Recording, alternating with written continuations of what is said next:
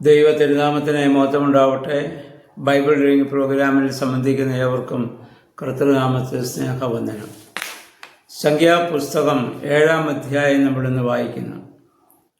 മോശ സമാഗമന കൂടാരം സ്ഥാപിച്ച ശേഷം അതിലെ സാമഗ്രികളും അതിലെ എല്ലാ ഭാഗങ്ങളും അഭിഷേക തൈലം കൊണ്ട് അഭിഷേകം ചെയ്ത് അതിനെ ശുദ്ധീകരിച്ചു.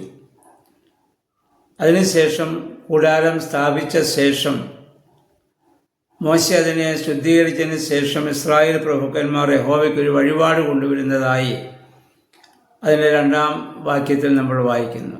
ഇസ്രായേലിലെ പ്രഭുക്കന്മാർ കൊണ്ടുവരുന്ന വഴിപാടാണ്. അതിലെ മേൽമൂടിയുള്ള 6 വണ്ടികളെയും 12 കാളുകളെയും അവർ അർപ്പിച്ചതായി 3-ാം വാക്യത്തിൽ നമ്മൾ കാണുന്നുണ്ട്. ആ പുരോഹിത ഗോത്രം കുടുംബം 3 പേരാണ്: ഗർശോൻ, മെരാരി ആൻഡ് കെഹാത്യർ. ഈ 12 കാളുകളെയും 6 വണ്ടികളെയും ഈക്വലായിട്ട് നമ്മൾ ഡിവൈഡ് ചെയ്യുകയാണെങ്കിൽ ഓരോ കുടുംബത്തിനും 2 വണ്ടികൾ വീതവും 4 കാളുകൾ വീതവും അവർക്ക് ലഭിക്കേണ്ടതാണ്. പക്ഷെ മോശ അപ്രകാരമല്ല അത് അവർക്ക് ഭാഗിച്ച് അവർക്ക് കൊടുക്കുന്നത്.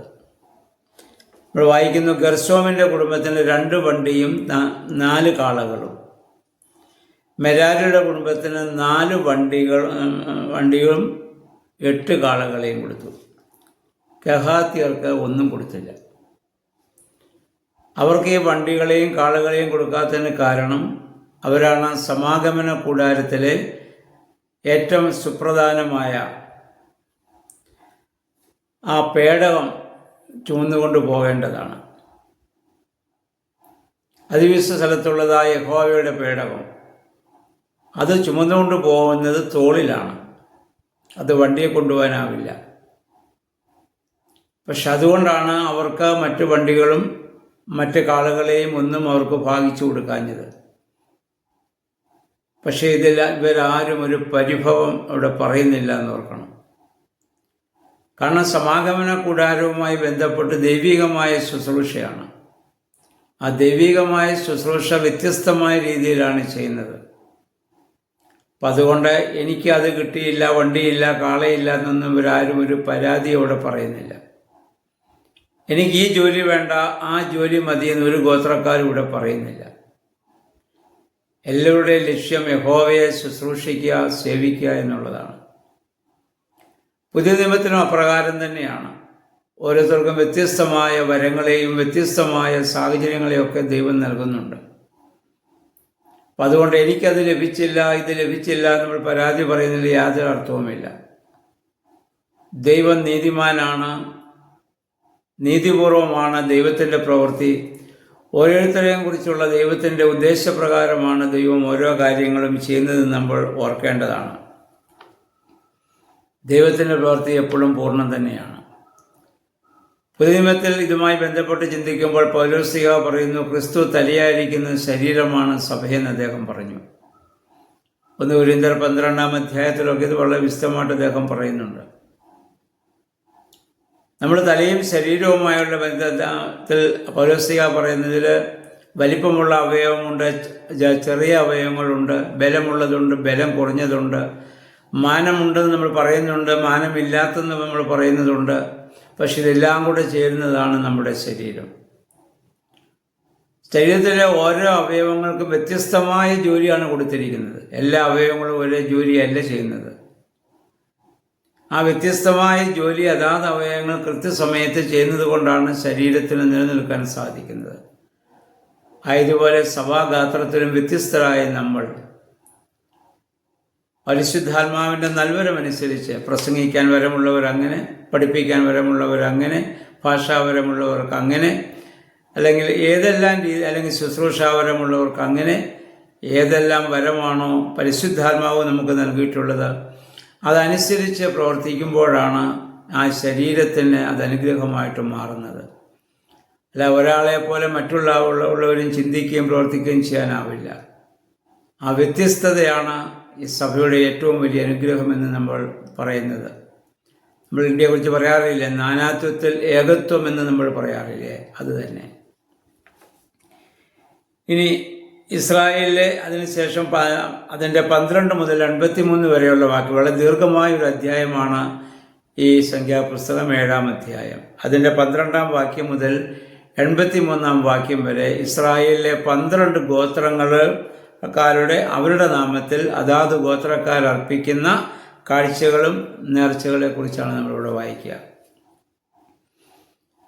അതെല്ലാം കൂടി അതിൻ്റെ 84 മുതൽ 88 വരെ നമ്മൾ വായിക്കുമ്പോൾ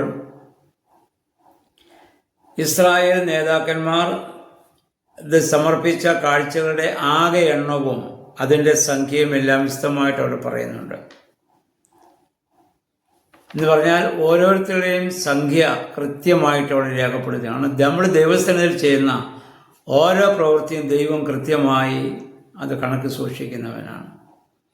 അതുകൊണ്ട് നമ്മുടെ കർത്താവ് പറഞ്ഞ്, എൻ്റെ നാമത്തിൽ ഒരു പാത്രം വെള്ളം കുടിക്കാൻ കൊടുത്താൽ പോലും അതിന് പ്രതിഫലമില്ലാതെ പോകുകയില്ല. ദൈവനാമത്തിൽ നമ്മൾ എന്ത് ചെയ്താലും അതെല്ലാം ദൈവം അറിയുന്നു. ദൈവം തൻ്റെ കണക്ക് പുസ്തകത്തിൽ അതൊക്കെയും രേഖപ്പെടുത്തുന്നുമുണ്ട്.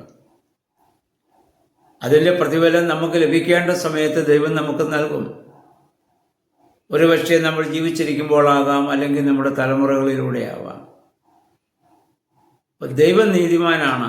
നമുക്കറിയാം, ഇസ്രായേൽ ജനം മിസ്രൈമിൽ 430 വർഷക്കാലം അവരെ അടിമവേല ചെയ്യിച്ചു കൊടുക്കാതിരുന്നവരോട് സ്വർണം ചോദിച്ചു വാങ്ങുവാനുള്ള ക്രമീകരണം, അവരെ കൊള്ളയടിക്കുന്നത് പോലെ ആ പലിശ സഹിതവർക്ക് തിരിച്ചു ലഭിക്കാനുള്ള ക്രമീകരണം ദൈവം ചെയ്തത് പ്രഭാത പുസ്തകത്തിൽ നമ്മൾ വായിച്ചതാണ്. അതുകൊണ്ട് ദൈവം നീതിമാനാണ്. നമ്മൾ ചെയ്യുന്ന ഓരോ പ്രവൃത്തിക്കും ദൈവത്തിൽ നിന്ന് നമുക്ക് പ്രതിഫലമുണ്ടെന്ന് നമ്മൾ ഓർത്തിരിക്കേണ്ടതാണ്. അപ്പം അതുപോലെ തന്നെ ഇനി അതിൻ്റെ 89-ാം വാക്യത്തിൽ നമ്മൾ വായിക്കുന്ന, അഭിഷേകം ചെയ്ത ശേഷം ദൈവത്തോട് സംസാരിക്കുവാൻ മോശ കൂടാരത്തിൽ പ്രവേശിച്ചപ്പോൾ സാക്ഷ്യപേടകത്തിന് മുകളിൽ 2 കെരൂബുകളുടെ മധ്യേ ദൈവത്തിൻ്റെ സ്വരം മോശ കേൾക്കുകയാണ്. എന്ന് പറഞ്ഞാൽ അതിനു മുൻപ് എല്ലാ ഗോത്രങ്ങളും എല്ലാ മനുഷ്യരും എല്ലാ വിശ്വാസികളും പൂർണ്ണമായിട്ട് അവിടെ സമർപ്പിച്ചു. ആ സമർപ്പണം നടത്തി ശുദ്ധീകരിച്ചതിന് ശേഷം മോശ അങ്ങോട്ട് പ്രവേശിച്ചപ്പോഴാണ് ദൈവത്തിൻ്റെ സ്വരം കേൾക്കുന്നത്. ഇന്ന് ദൈവശബ്ദം നമുക്ക് കേൾക്കുവാൻ സാധിക്കുന്നത് നമ്മൾ പൂർണ്ണരാകുമ്പോഴാണ്. പൂർണ്ണതയിലുള്ള സമർപ്പണമാണ്.